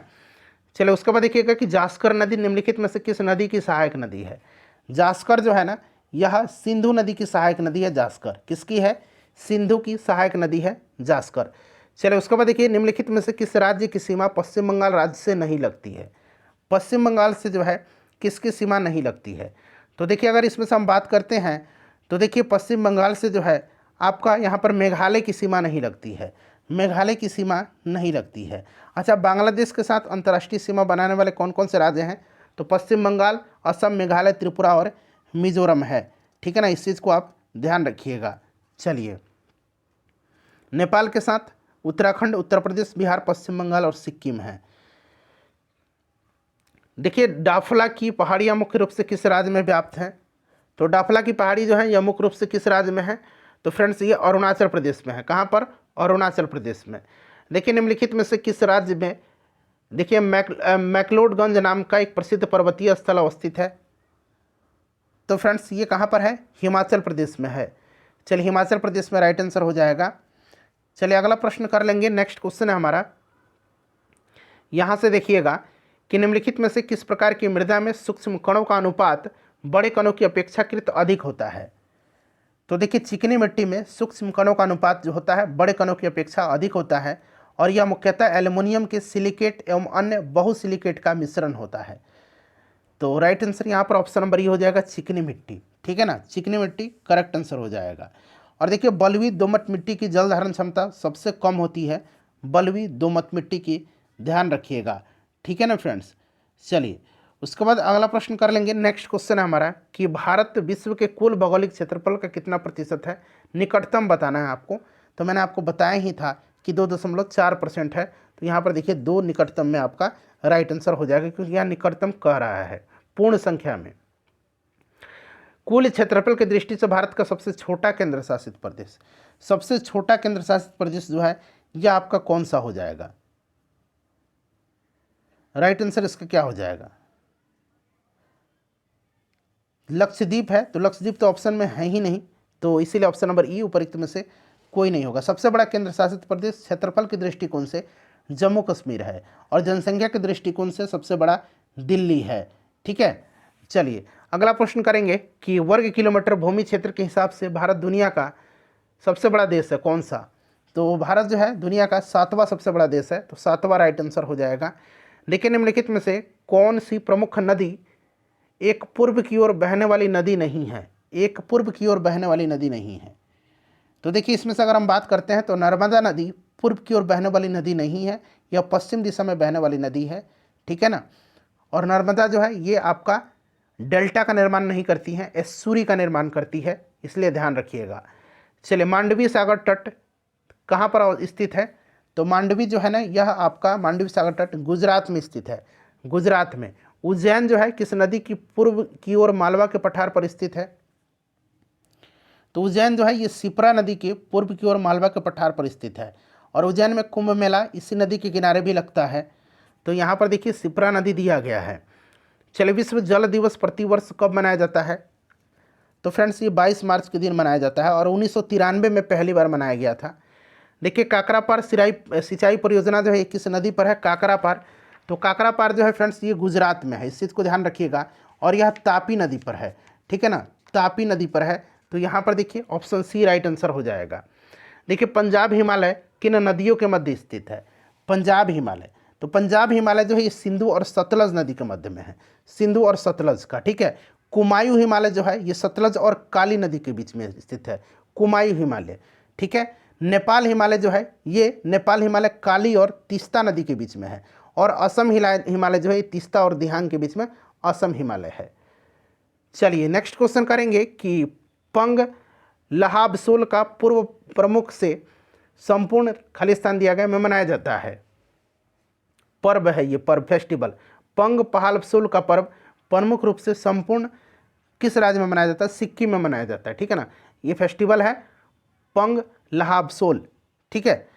चलिए, 107 नंबर क्वेश्चन है कि देशों और उनकी राजधानी को संदर्भ में कौन सा युग्म सही दिया गया है? बताइए कौन सा युग्म सही दिया गया है। तो यहाँ पर देखेंगे फ्रेंड्स, तो म्यांमार की राजधानी नैपिदो सही दिया गया है, ठीक है ना। उसके बाद देखिएगा कंबोडिया यहाँ पर दिया गया, तो ये नोम पेन होगा, इस तरह से नोम पेन कंबोडिया की राजधानी है, ठीक है। उसके बाद ब्रुनेई की राजधानी जो बंदर सेरी है, बंदर सेरी, तो ये तो गलत दिया गया है। चलिए, लेबनान की राजधानी बेरूत है, ठीक है ना, तो ये वाला कॉम्बिनेशन सही है। कान्हा राष्ट्रीय उद्यान किस राज्य में स्थित है? तो कान्हा जो है ये कहाँ पर है? तो फ्रेंड्स, कान्हा जो है यह किस राज्य में है? बताइए, मध्य प्रदेश में है, मध्य प्रदेश ऑप्शन में नहीं है। कोलेरू झील निम्नलिखित में से किस राज्य में स्थित है? कोलेरू आंध्र प्रदेश में है, मीठे पानी की झील है, आंध्र प्रदेश में है, ठीक है ना। चलिए, उसके बाद देखिएगा कि अनंतगिरी पहाड़ियाँ किस राज्य में स्थित हैं? अनंतगिरी की पहाड़ी तेलंगाना में स्थित है, तेलंगाना यहाँ पर करेक्ट आंसर हो जाएगा। फ्रेंड्स, अब हम लोग जो राज्य व्यवस्था आपका एक कॉम्बिनेशन होगा उसको हम लोग कवर करते हैं। देखिए, यह किसने कहा था कि राज्य व्यक्ति का पूर्वगामी है? तो यह स्टेटमेंट अरस्तु का है। अरस्तु यूनान के प्रसिद्ध दार्शनिक थे, तो यहाँ पर ऑप्शन नंबर ए हो जाएगा। देखिए, प्रशासन के क्षेत्र में चोल राजवंश का मुख्य योगदान, तो अभी मैंने आपको बताया भी था कि स्थानीय स्वशासन यहाँ पर राइट आंसर हो जाएगा। तो यहाँ पर संगठित स्थानीय स्वशासन। देखिए, लोकतंत्र का सबसे बुनियादी परिणाम है, लोकतंत्र का सबसे बुनियादी परिणाम नागरिकों के प्रति रिस्पॉन्सिबिलिटी है, जवाबदेही है। तो यहाँ पर देखिए option number A right answer हो जाएगा। राजनीति कभी धर्म से अलग नहीं हो सकती है, यह किसने कहा था? तो फ्रेंड्स, यह स्टेटमेंट महात्मा गांधी जी का है, महात्मा गांधी राइट आंसर हो जाएगा। चलिए, अगला प्रश्न करेंगे। करो या मरो का नारा इन्होंने दिया था। साइमन वापस जाओ और भारत छोड़ो का नारा यूसुफ मेहर अली ने दिया था, इस चीज़ को ध्यान रखिएगा आप। चलिए, तो महात्मा गांधी हो जाएगा। चलिए, भारतीय संविधान का कौन सा मूल अधिकार मानव के दुर्व्यापार को निषिद्ध करता है? तो यह आपका मानव का व्यापार जो है, आपका दुर्व्यापार, इसको निषिद्ध करता है आपका शोषण के विरुद्ध अधिकार, शोषण के विरुद्ध अधिकार, ध्यान रखिएगा, शोषण के विरुद्ध अधिकार, ठीक है ना। तो ऑप्शन नंबर यहाँ पर देखिएगा, शोषण का विरुद्ध अधिकार 23 में है यह मानव व्यापार और बलात् श्रम का निषेध, आर्टिकल 23 में। और 24 में क्या है? 14 वर्ष से कम आयु के बच्चे को किसी भी जोखिम भरे कार्य पर नहीं लगाया जाएगा। चलिए, उसके बाद नेक्स्ट क्वेश्चन कर लेंगे कि किस समिति ने पंचायती राज चुनावों में राजनीतिक दलों की सहभागिता की अनुशंसा किया था? तो यह अशोक मेहता समिति थी, और गठन 1977 में जनता दल की सरकार के द्वारा किया गया था, ठीक है ना फ्रेंड्स। चलिए, तो यहाँ पर आपका ऑप्शन नंबर सी हो जाएगा, अशोक मेहता समिति। चलिए, अगला प्रश्न है हमारा यहाँ से कि किसने राज्य को पृथ्वी पर ईश्वर का अवतार कहा है? तो हीगल ने राज्य को पृथ्वी पर ईश्वर का अवतार कहा है, ठीक है। तो यहाँ पर हीगल हो जाएगा। निम्नलिखित में से देखिए, निम्नलिखित में से कौन सी संस्था पंचवर्षीय योजनाओं के कार्यान्वयन के लिए जिम्मेदार था? चूँकि पंचवर्षीय योजना बंद कर दिया गया है, तो योजना आयोग जो था ये पंचवर्षीय योजना के क्रियान्वयन के लिए जिम्मेदार संस्था था। योजना आयोग की स्थापना 15 मार्च 1950 को हुई थी और योजना आयोग का नाम बदल करके नीति आयोग कर दिया गया। 1 जनवरी 2015 को योजना आयोग को समाप्त करके नीति आयोग का गठन किया गया था। चलिए देखिए, आपातकाल के दौरान मूल अधिकारों के पॉलिटिकल साइंस का मैराथन क्लास मैंने कल ही कराया हुआ है, देखिएगा सारा प्रश्न लगभग वहीं से आपको मिल जाएगा। आपातकाल के दौरान मूल अधिकारों के प्रवर्तन को निलंबित किया जा सकता है। तो फ्रेंड्स, यह निलंबित किया जा सकता है किसके द्वारा? तो यह राष्ट्रपति के द्वारा निलंबित किया जा सकता है, ठीक है ना। और राष्ट्रीय आपातकाल मैंने बताया था 352 में है, राष्ट्रपति शासन 356 में है और वित्तीय आपातकाल 360 में है। जब राष्ट्रीय आपातकाल लागू होता है तो राष्ट्रपति द्वारा जब इसको लागू किया जाता है राष्ट्रीय आपातकाल को, तो अनुच्छेद 358 के अंतर्गत अनुच्छेद 19 द्वारा प्रदत्त मौलिक अधिकार स्वतः ही निलंबित हो जाते हैं, ठीक है। और देखिए, राष्ट्रीय आपातकाल में भी अनुच्छेद 20 और 21 को निलंबित नहीं किया जा सकता है, 20 और 21 को निलंबित नहीं किया जा सकता है। उपराष्ट्रपति का कार्यकाल तो ये 5 वर्ष का होता है, तो ऑप्शन में नहीं दिया गया है। और उपराष्ट्रपति राज्यसभा के पदेन सभापति होते हैं। चलिए, लोकतंत्र में अंतिम सत्ता निहित होती है, तो ये जनता में होती है। राज्यों की परिषद को डैश के रूप में भी जाना जाता है, तो राज्यों का जो परिषद होता है, राज्यों की परिषद राज्यसभा के रूप में जानी जाती है। राज्यसभा राइट आंसर हो जाएगा, ठीक है ना। अनुच्छेद 80 जो है राज्यसभा की संरचना का प्रावधान करता है, इस चीज़ को ध्यान रखिएगा। और उत्तर प्रदेश में राज्यसभा की सीटों की संख्या सबसे ज़्यादा है, इस चीज़ को ध्यान रखिएगा, ठीक है ना। बिहार में 16 है, बिहार में 16 है। चलिए, उसके बाद देखिएगा कि राष्ट्रीय आय लेखा एक निश्चित समय अवधि में देश की खाली स्थान दिया गया गतिविधि के स्तर को मापने के लिए एक बहीखाता प्रणाली है। तो देखिए, राष्ट्रीय आय लेखा एक निश्चित समय अवधि में देश के आर्थिक गतिविधि के स्तर को मापने के लिए एक बहीखाता है, आर्थिक स्थिति को। ऑप्शन नंबर यहाँ पर सी राइट आंसर हो जाएगा, ठीक है ना फ्रेंड्स। चलिए, आर्थिक गतिविधि को भारतीय संविधान का कौन सा अनुच्छेद राज्य की सरकार के कार्य का संचालन करती है? तो इसमें से राइट आंसर क्या हो जाएगा, बताएंगे करेक्ट आंसर इसका क्या हो जाएगा। तो देखिए फ्रेंड्स, अगर हम बात करते हैं तो अनुच्छेद 166 राज्य की सरकार के कार्य का संचालन करता है। किसी राज्य की सरकार के सभी कार्यकारी कार्रवाई राज्यपाल के नाम से होती हैं, इस चीज़ को आप ध्यान रखिएगा, ठीक है ना फ्रेंड्स। चलिए, तो यहाँ पर आपका ऑप्शन नंबर सी हो जाएगा। चलिए, नेक्स्ट क्वेश्चन कर लेंगे कि भारतीय संविधान का कौन सा अनुच्छेद राज्यों में राज्यपाल का प्रावधान करता है? राज्यों में राज्यपालों का प्रावधान जो करता है यह आर्टिकल 153 है। राज्य की कार्यपालिका शक्ति किसमें निहित है? तो राज्यपाल में, यानी कि राज्य की कार्यपालिका का प्रमुख राज्यपाल होता है। इसकी नियुक्ति जो है राष्ट्रपति के द्वारा किया जाता है 5 वर्ष की अवधि के लिए, और राष्ट्रपति के प्रसाद पर्यंत ही यह पद धारण करता है। और भारत के संविधान में राज्यपाल को उसके पद से हटाने हेतु किसी भी प्रकार की प्रक्रिया का उल्लेख नहीं किया गया है। सरोजिनी नायडू भारत की प्रथम महिला थी जिन्हें राज्यपाल पद पर मनोनीत किया गया था, उत्तर प्रदेश की राज्यपाल थीं। तो इतने सारे पॉइंट्स मैं आपको बता रहा हूँ। चलिए, सेशन को लाइक कर दीजिए प्लीज़। देखिएगा, संघ और केंद्र सरकार के खातों के संबंध में संवैधानिक शक्तियों और कर्तव्यों का प्रयोग निम्नलिखित में से किसके द्वारा किया जाता है? बताइए। ई ऑप्शन तो आपको पता ही है, यहाँ पर कट गया, कोई बात नहीं। ए बी सी डी आपको दिख रहा है ना, कम से कम ई उपरिक्त में से कोई नहीं है। तो फ्रेंड्स, ये आपका भारत के नियंत्रक और महालेखा परीक्षक हो जाएगा, कैग जिसको बोलते हैं। चलिए, उसके बाद नेक्स्ट क्वेश्चन है 127 नंबर कि पंचायती राज संस्थाओं में मध्यवर्ती स्तर को किस नाम से जाना जाता है? बताइए। तो देखिए फ्रेंड्स, जो मध्यवर्ती स्तर है उसको पंचायत समिति के नाम से जाना जाता है। और आपको याद भी होगा, बलवंत राय मेहता समिति ने ग्रामीण क्षेत्रों के लिए त्रिस्तरीय पंचायती राज्य प्रणाली का सुझाव दिया था, ग्राम स्तर पर, ब्लॉक स्तर पर और जिला स्तर पर, ठीक है ना। चलिए, और पंचायती राज व्यवस्था का शिल्पी यानी कि वास्तुकार बलवंत राय मेहता को कहा जाता है।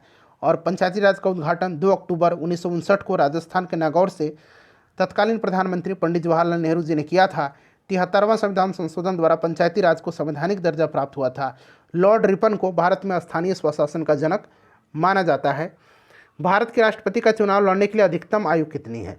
अधिकतम आयु जो है इसके बारे में कोई भी यहाँ पर जो है पुष्टि नहीं है, ठीक है ना, बट न्यूनतम 35 वर्ष होना चाहिए, इस चीज़ को आप ध्यान रखिएगा। तो इनमें से कोई नहीं राइट आंसर हो जाएगा इसका। चलिए, भारतीय संविधान में मूल कर्तव्य किस देश के संविधान से संग्रहित है? मूल कर्तव्य यानी कि फंडामेंटल ड्यूटीज़, तो ये आपका रूस से लिया गया था। तो यहाँ पर देखिए USSR यानी कि रूस से लिया गया था। मौलिक अधिकार जो है ये आपका USA से लिया गया है, इस चीज़ को आप ध्यान रखिएगा। चलिए, उसके बाद नेक्स्ट क्वेश्चन है हमारा कि स्वतंत्रता के बाद भारतीय संविधान ने सामाजिक और आर्थिक नीति के उद्देश्य के रूप में समाज के डैश स्वरूप को स्वीकार किया। करेक्ट आंसर क्या होगा इसका? तो फ्रेंड्स ये समाजवादी स्वरूप का जो है स्वीकार किया था। और समाजवादी शब्द भारतीय संविधान में 42वां संशोधन जो हुआ था आपका 1976 में, उसी में जोड़ा गया था। ठीक है, चलिए उसके बाद देखिएगा कि भारतीय संविधान की 8वीं अनुसूची निम्नलिखित में से कौन सी भाषा विनिर्दिष्ट नहीं है। तो 8वीं अनुसूची में 22 भाषाओं का उल्लेख किया गया है, इस चीज़ को आप ध्यान रखिएगा। अंग्रेजी भाषा का उसमें जो है विनिर्दिष्ट नहीं है। चलिए, भारत के संविधान के निम्नलिखित में से किस अनुच्छेद में राज्य को प्रसूति सहायता के लिए प्रावधान निर्मित करने के निर्देश दिया गया है? तो फ्रेंड्स यह आपका अनुच्छेद 42 है। इसमें राज्य को प्रसूति सहायता के लिए प्रावधान निर्मित करने के लिए निर्देश दिया गया है। और अनुच्छेद 42 में प्रावधान है कि राज्य काम की न्यायसंगत और मनोचित दशाओं को और प्रसूति सहायता के लिए उपबंध करेगा। चलिए अगला प्रश्न है हमारा कि भारत के संविधान का निम्नलिखित में से कौन सा अनुच्छेद सैन्य या अकादमिक वैशिष्ट को छोड़ करके भारतीय राज्य द्वारा कोई भी उपाधि प्रदान किए जाने से निषेधित करता है? तो यह आर्टिकल 18 है, आपको भी याद है 18(1) यहाँ पर उपाधियों का अंत है। ठीक है ना। चलिए उसके बाद नेक्स्ट क्वेश्चन है हमारा कि निम्नलिखित में से किस वर्ष में भारत के संविधान में 9वीं अनुसूची संलग्न किया गया था? 9वीं अनुसूची को 1951 में जो पहला संविधान संशोधन हुआ था उसी में जोड़ा गया था और भूमि सुधार और जमींदारी उन्मूलन के लिए बनाया गया था, यह आपको भी याद होगा। तो यहाँ पर आपका ऑप्शन नंबर सी हो जाएगा। चलिए उसके बाद देखिएगा कि भारत के संविधान का निम्नलिखित में से कौन सा अनुच्छेद अल्पसंख्यकों द्वारा शिक्षा संस्थानों की स्थापना और प्रशासन करने का अधिकार निर्दिष्ट करता है? तो यह कौन सा आर्टिकल है? आर्टिकल 30 है, आर्टिकल 30। ठीक है ना, आर्टिकल 30 यहाँ पर करेक्ट आंसर हो जाएगा। क्लियर ना।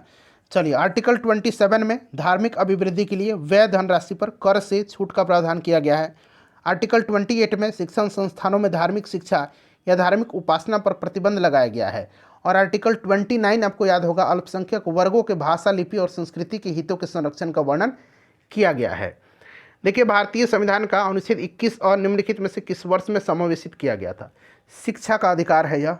ठीक है ना, 2002 में 86वां जो संशोधन हुआ था उसी के तहत इसको मौलिक अधिकार में जोड़ा गया और इसके अनुसार 6 से 14 वर्ष की बच्चों को अनिवार्य और निःशुल्क प्राथमिक शिक्षा देने का प्रावधान किया गया है 21A में। ठीक है ना, तो यहाँ पर ऑप्शन नंबर ए हो जाएगा। चलिए उसके बाद नेक्स्ट क्वेश्चन है हमारा। देखिए भारत के संविधान में निम्नलिखित में से कौन सा संशोधन लघु संविधान कहलाता है? मिनी कॉन्स्टिट्यूशन कहा जाता है 42वां संविधान संशोधन को, क्योंकि इसमें व्यापक संशोधन हुआ था।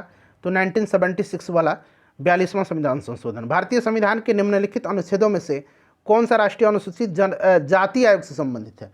अनुसूचित जाति आयोग से। तो फ्रेंड्स यह जो है आर्टिकल 338 है। अनुसूचित जनजाति आयोग पूछेगा तो 338A होगा। ठीक है ना, याद रखिएगा इसे भी। उसके बाद देखिएगा कि निम्नलिखित में से कौन सा भारतीय संविधान की 7वीं अनुसूची में राज्य की सूची में शामिल मामला है? बताइए। 7वीं अनुसूची में आपको पता है संघ सूची, संघ और राज्य के बीच शक्ति का बंटवारा है, संघ सूची, राज्य सूची और समवर्ती सूची है। देखिए बाजार और मेला भारतीय संविधान की 7वीं अनुसूची में राज्य सूची है। पंचायती राज भी जो है पंचायत, वो भी आपका राज्य सूची में ही आता है। तो यहाँ पर आपका option number C right answer होगा। चलिए उसके बाद देखिएगा कि निम्नलिखित में से कौन नियमों के माध्यम से राज्य लोक सेवा आयोग के सदस्यों की संख्या और उसकी सेवा की शर्तों का निर्धारण कर सकता है? राज्य लोक सेवा आयोग की बात हो रही है, तो राज्यपाल के द्वारा होगा। राज्यपाल राज्य लोक सेवा आयोग के सदस्यों की संख्या और उनकी सेवा शर्तों का निर्धारण करता है। राज्य लोक सेवा आयोग के सदस्य 6 साल की अवधि या 62 वर्ष की आयु जो भी पहले हो पद पर रहते हैं। ठीक है ना। चलिए तो यहाँ पर option number B correct answer हो जाएगा। भारत की आकस्मिक निधि जो है, आकस्मिकता निधि, इसका संरक्षक कौन होता है? तो इसका जो संरक्षक होता है ये राष्ट्रपति होते हैं। Option number B right answer हो जाएगा। अनुच्छेद 267 जो है इसके अनुसार सांसद को आकस्मिकता निधि स्थापित करने की शक्ति प्रावधान किया गया है इसमें। ठीक है, और आकस्मिक निधि से पैसा निकालने के लिए संसद से इजाज़त की ज़रूरत नहीं होती है। चलिए निम्नलिखित में से कौन सी नदी उन 3 नदियों में से एक है जिनकी आपसी क्रिया के परिणाम स्वरूप उत्तरी मैदानों का निर्माण होता है? तो यह सिंधु, गंगा और ब्रह्मपुत्र ये 3 नदी हैं तो यहाँ पर देखिए ब्रह्मपुत्र दिया गया है, option number A right answer हो जाएगा। चलो उसके बाद देखिएगा कि भारतीय संविधान के निम्नलिखित अनुच्छेदों में से कौन सा अनुच्छेद संसद को जनहित में आवश्यकता अनुसार दो राज्यों या भारतीय क्षेत्र के किन्हीं भी भागों के बीच व्यापार, वाणिज्य और पारस्परिक व्यवहार पर प्रतिबंध आरोपित करने का अधिकार देता है। तो यह आर्टिकल जो है कौन सा है, आर्टिकल 302 है। चलिए, राज्यसभा के कितने सदस्य हर दूसरे साल सेवानिवृत्त हो जाते हैं और नए चुने गए सदस्य उनका स्थान लेते हैं? तो प्रत्येक वर्ष 1/3 सदस्य, ठीक है ना, 1/3 सदस्य जो होगा option number C right answer हो जाएगा, सेवानिवृत्त हो जाते हैं। ठीक है ना फ्रेंड्स। राज्यसभा एक अस्थायी सदन होता है, कभी भी भंग नहीं होता है। राज्यसभा के सदस्यों का कार्यकाल 6 वर्ष का होता है और राज्यसभा का सदस्य बनने के लिए न्यूनतम उम्र सीमा 30 वर्ष है। चलिए, और लोकसभा का 25 वर्ष है। भारत की भू राजनीतिक और भू अर्थशास्त्र पर वार्षिक वैश्विक सम्मेलन रायसीना डायलॉग का 5वां संस्करण किस स्थान पर आयोजित किया गया? इंपॉर्टेंट क्वेश्चन है। तो फ्रेंड्स, ये आयोजित किया गया था कहाँ पर? तो नई दिल्ली में हुआ था। ठीक है ना, नई दिल्ली में इसका आयोजन किया गया था। निम्नलिखित में से कौन सा, यहाँ पर देखिए, कौन सा यहाँ पर अनुच्छेद संपत्ति का अधिकार, जो पहले मौलिक अधिकार था बाद में इसको विधिक अधिकार किया गया, ठीक है ना, 44वां संविधान संशोधन के द्वारा इसको मौलिक अधिकार की सूची से हटा दिया गया और अनुच्छेद 300A में, ठीक है ना, इसको अंतः स्थापित किया गया था। चलिए, अब उसके बाद हम लोग 47 नंबर क्वेश्चन यहाँ से करेंगे। लोकसभा का अधिवेशन वर्ष में कम से कम कितनी बार बुलाया जाना आवश्यक है? तो कम से कम 2 बार। ठीक है ना, याद रखिएगा, लोकसभा को संसद का प्रथम या निम्न सदन कहा जाता है और लोकसभा का अधिवेशन वर्ष में कम से कम 2 बार बुलाया जाना जो है ये जरूरी होता है, ध्यान रखिएगा। चलिए, उसके बाद 2 बार हो जाएगा। निम्नलिखित में से कौन सा विषय समवर्ती सूची में है? समवर्ती सूची में कौन सा विषय है? तो देखिए, समवर्ती सूची में जो है इसमें से कौन सा भी विषय समवर्ती में नहीं है। ठीक है, कोई सा भी इसमें से समवर्ती में नहीं दिया गया है, तो इनमें से कोई नहीं राइट आंसर हो जाएगा। पुलिस राज्य सूची का विषय है, आपको भी पता है, पुलिस जो है राज्य सूची का विषय है। चलिए, उसके बाद देखिएगा कि संविधान सभा की मांग को ब्रिटिश सरकार ने कब स्वीकार किया था? बताइए। तो फ्रेंड्स, ये स्वीकार किया था 1942 में। 1942 राइट आंसर हो जाएगा, ऑप्शन नंबर ई उपरोक्त में से कोई नहीं। चलिए, उसके बाद नेक्स्ट क्वेश्चन है कि लोकसभा के लिए कितना जो है कोरम होना चाहिए? जो कोरम जो होना चाहिए 1/10 होना चाहिए। तो 10वां भाग देखिए कहीं दिया गया है क्या? हाँ, कुल सदस्यों का 10वां भाग, option number B right answer हो जाएगा। पूरा कंप्लीट मैंने फुल सेट कवर कराया है। सेशन को लाइक करिएगा, अपना स्कोर बताइए और शेयर कर दीजिएगा। PDF टेलीग्राम पर मिलेगा, टेलीग्राम का लिंक आपको डिस्क्रिप्शन बॉक्स में मिल जाएगा।